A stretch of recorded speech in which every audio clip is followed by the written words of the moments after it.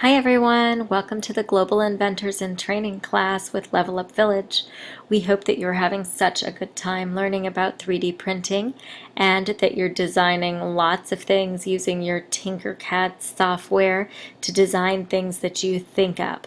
So now to add another element to this class, did you know that you are partnered with a class in Cambodia?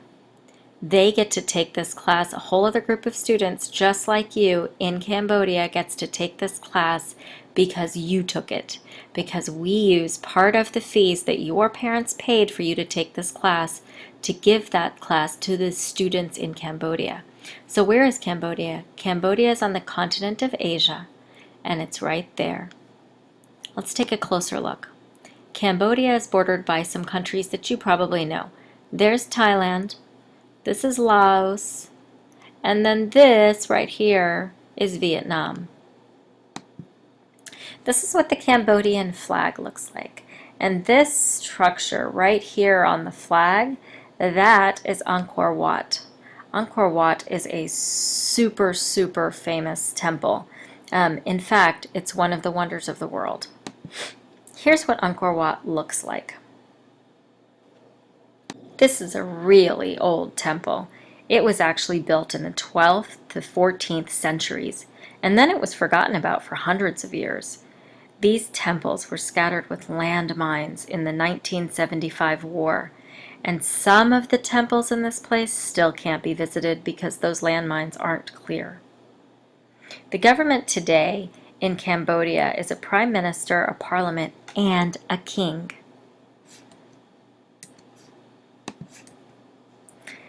This gentleman here, Pol Pot, there was a war in Cambodia that happened around the same time as the U.S. war in Vietnam. Cambodia had a dictator, Pol Pot. This is him.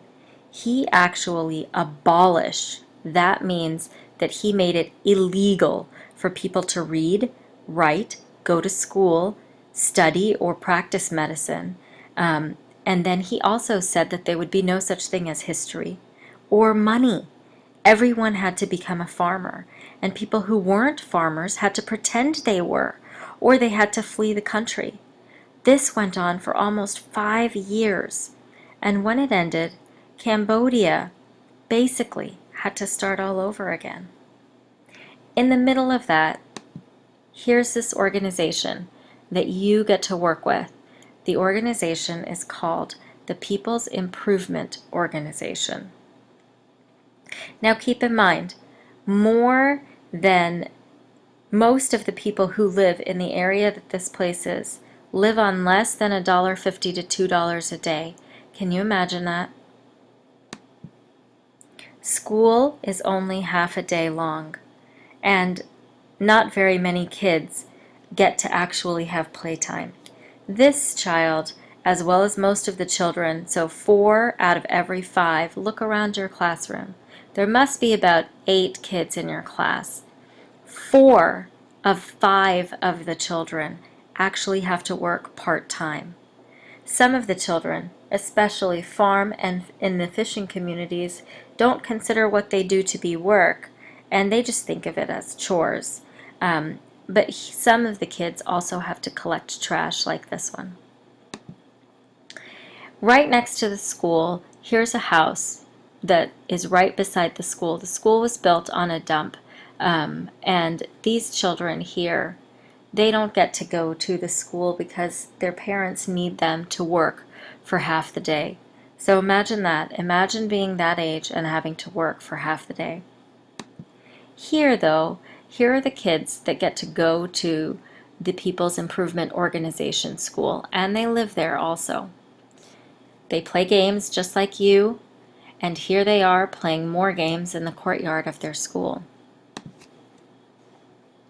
So guess what? Thanks to you, they have a 3D printer at their school. You see this? Does it look familiar? Does it look like what you have in your room? And what about that? Is that Tinkercad? Is that what you're studying also?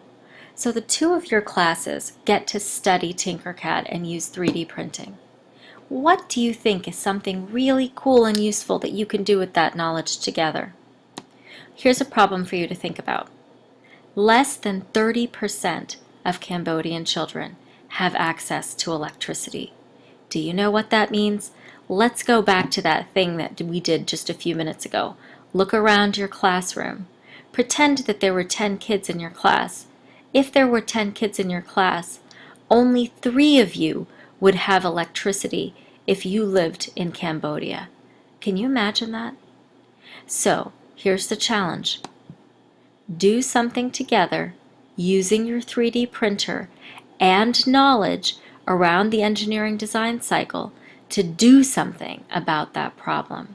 We can't wait to see what you come up with.